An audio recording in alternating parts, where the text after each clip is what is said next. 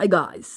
അങ്ങനെ കേരളത്തിലെ ജനങ്ങൾ കണ്ണിൽ എണ്ണയൊഴിച്ച്, കേരളത്തിലെ എല്ലാ കുടുംബങ്ങളും ഇങ്ങനെ കണ്ണിൽ എണ്ണയൊഴിച്ച് ഇങ്ങനെ ഇങ്ങനെ കാത്തിരുന്ന കേരള സ്റ്റോറിയുടെ 2ാം ഭാഗം വന്നിരിക്കുകയാണ്. കൈയടി, കൈയടി, കൈയടി. വളരെയധികം പ്രേക്ഷക പ്രതികരണമാണ്. ഇൻസ്റ്റയൊക്കെ തുറക്കണം. എന്ന് വെച്ചാൽ പ്രേക്ഷക പ്രതികരണം എന്നൊക്കെ പറഞ്ഞ് മലയാളീസൊക്കെ 2 കൈയും ചങ്കും നീട്ടിയാണ് ഇത് സ്വീകരിച്ചത്. ഒന്നും പറയാനില്ല. അതായത് ഇവരെന്താണ് ഉദ്ദേശിക്കുന്നതെന്ന്, അതായത് ബീഫിനെ നിർത്തി കത്തിച്ചു, ബീഫിനെ നിർത്തി പൊട്ടിച്ചു, ബീഫിനെ ഒരു കുഴിയെടുത്ത് അതിനകത്തിട്ടിട്ട് അതിൻ്റെ അകത്തേക്ക് ഇതിങ്ങനെ കയറ്റി വെച്ചിട്ട്, ബീഫ് ഇങ്ങനെ കയറ്റി വെച്ചിട്ട് മൂട്ടി തീ കത്തിച്ചിട്ട് അതെടുത്ത് ഫുഡ് ബ്ലോഗ് ചെയ്യുന്ന മലയാളീസിൻ്റെ അടുത്തോട്ട് എന്നുവെച്ചാൽ ഇങ്ങനെ തുറന്നിട്ട് അതിനകത്ത് ഇങ്ങനെ കൊടുക്കുക, ബീഫ് ഇങ്ങനെ കൊടുക്കും. പല തരത്തിലുള്ള ടോർച്ചറിങ് ഞാൻ കണ്ടിട്ടുണ്ട്. പക്ഷേ ബീഫ് വായിലേക്ക് ഇങ്ങനെ തള്ളി കയറ്റിക്കൊണ്ടുള്ള ഒരു ടോർച്ചറിങ് ഞാൻ ആദ്യമായിട്ട് കേട്ടോ. എൻ്റെ കരിയർ ഞാൻ ആദ്യമായിട്ട് ഇങ്ങനെ കാണുന്നത്.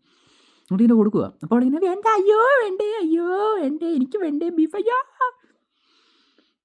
ഇവരെന്താണ് ഈ ഉദ്ദേശിക്കുന്നത്? ഇവരുടെ ഒരു മൈൻഡ് എങ്ങനെ വർക്ക് ചെയ്യുന്നത് എനിക്ക് പിടികിട്ടുന്നില്ല കേട്ടോ. ഇവർ ചിലപ്പോൾ ഈ ഇവരുടെ മൈൻഡ് എങ്ങനെ ആയിരിക്കും അറിയോ?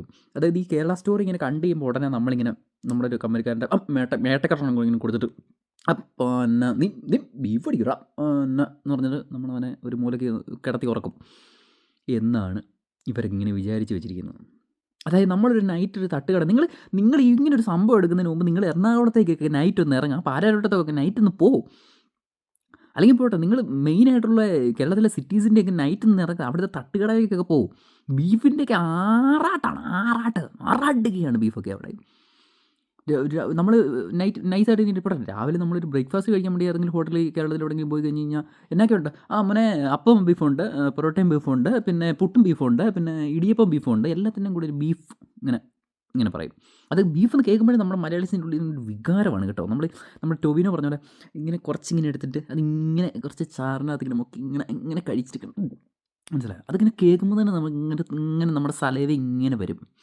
അങ്ങനെയുള്ള മലയാളീസിൻ്റെ അടുത്തോട്ടാണ് ഇങ്ങനത്തെ ഒരു സാധനം ഇങ്ങനെ തള്ളി ഇങ്ങനെ കൊടുക്കുന്നത്.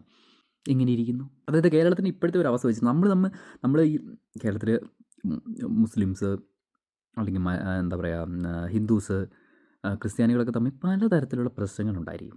എന്ന് വെച്ച് ഒരു പ്രശ്നം വന്നു കഴിഞ്ഞാൽ നമുക്കൊരു ബേസിക് ഒരു പ്രശ്നം വന്നു കഴിഞ്ഞാൽ നമ്മളെല്ലാം ഒന്നിച്ചാണ്. ഇപ്പോൾ ഈ പ്രളയത്തിൻ്റെ സമയത്താണെങ്കിലും ഇപ്പോൾ കൊറോണയുടെ ഒക്കെ സമയത്താണെങ്കിലും നമുക്കറിയാവുന്ന കാര്യമാണിത്.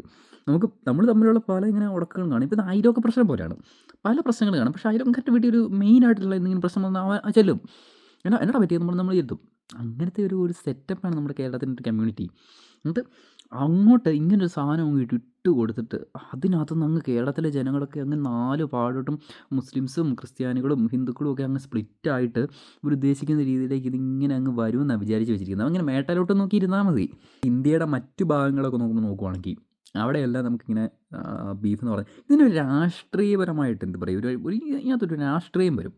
അതായത് നമ്മൾ കഴിക്കുന്ന ഫുഡിൽ പോലും രാഷ്ട്രീയം വരിക എന്ന് പറഞ്ഞു കഴിഞ്ഞാൽ ഉണ്ടല്ലോ, അത് ഭയങ്കരമായിട്ട് അതൊരു സീരിയസ് മാറ്ററാണ്. നമ്മൾ കഴിക്കുന്ന ഫുഡിൽ പോലും രാഷ്ട്രീയം കടന്നു വരിക എന്ന് പറഞ്ഞു കഴിഞ്ഞാൽ അതൊരു നമ്മൾ ഭയങ്കരമായിട്ട് സൂക്ഷിക്കേണ്ട കാര്യമാണ്. ഇപ്പം കേരളത്തിൽ നിലവിലത്തെ ഒരു അവസ്ഥ വെച്ചിട്ട് വലിയ പ്രശ്നങ്ങളൊന്നും നമ്മുടെ ഇടയിലില്ല. നമ്മളിങ്ങനെ വളരെയധികം സമാധാനത്തോടെ ഇച്ചിരി അയൽവക്കക്കാരൻ്റെ കുറ്റമൊക്കെ പറഞ്ഞ് മനസ്സിലായല്ലോ, ഇച്ചിരി ചട്ടിയും കലമൊക്കെ പൊട്ടിച്ച് നമ്മൾ നൈസായിട്ട് ഇങ്ങനെ അങ്ങ് പോവാണ്, മനസ്സിലായോ? അതിനിടയിലോട്ട് ഇങ്ങനെ വന്നിട്ട് മണ്ണെണ്ണ തിരിയരുത്. അതുകൊണ്ട് കേരള സ്റ്റോറിയുടെ ഈ ഭാഗം യൂട്യൂബിലുണ്ട്, എല്ലാവരും പോയി കാണുക. നല്ല രീതിക്കുള്ള കമൻറ്റുകൾ രേഖപ്പെടുത്തുക. നല്ല രീതിക്കുള്ള നിങ്ങൾ കണ്ണിൽ എണ്ണ ഒഴിച്ച്, നമ്മൾ മലയാളീസ് എന്ന് പറഞ്ഞാലേ കണ്ണിലിങ്ങനെ എണ്ണ ഒഴിച്ച് ഇങ്ങനെ നമ്മളിങ്ങനെ സീരിയലിൻ്റെയൊക്കെ അവസാനത്തെ എപ്പിസോഡ്, പരസ്പര സീരിയലിൻ്റെയൊക്കെ അവസാനത്തെ എപ്പിസോഡ് വന്നപ്പോഴത്തേനും കേരളത്തിലെ ആൾക്കാർക്ക് വീട്ടമ്മമാരൊക്കെ ഇങ്ങനെ ഇരുന്ന പോലെ അതുപോലെ നമ്മളിങ്ങനെ ഇരിക്കുകയായിരുന്നു. കേരള സ്റ്റോറിയുടെ സെക്കൻഡ് ഭാഗം എന്ന് വെച്ചാൽ നമ്മൾ ഫുഡ് പോലും കഴിക്കുന്നില്ലായിരുന്നു കേട്ടോ. ഞാനൊന്ന് ഭയങ്കരമായിട്ട് വിശന്ന് വലഞ്ഞിരിക്കുകയായിരുന്നു. എന്ന് വെച്ചാൽ ഈ കേരള സ്റ്റോറിയുടെ സെക്കൻഡ് പാർട്ട് വരാതെ എനിക്ക് അങ്ങോട്ടൊരു സമാധാനം ഇല്ലായിരുന്നു. അതുകൊണ്ട് എല്ലാവരും പോയി കാണുക.